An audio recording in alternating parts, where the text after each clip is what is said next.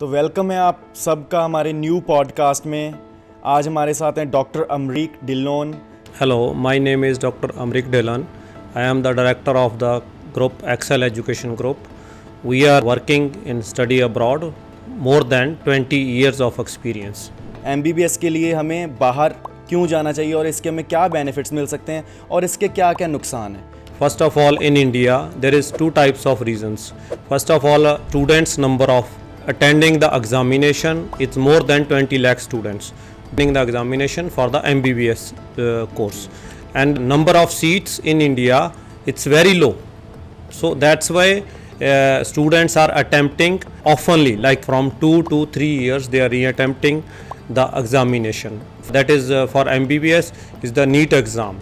So that's why my point of view is that students not have to repeat that 2-3 years. They can find the options for the abroad countries. There is many abroad countries they can go for the education, and education is more time cheap than India.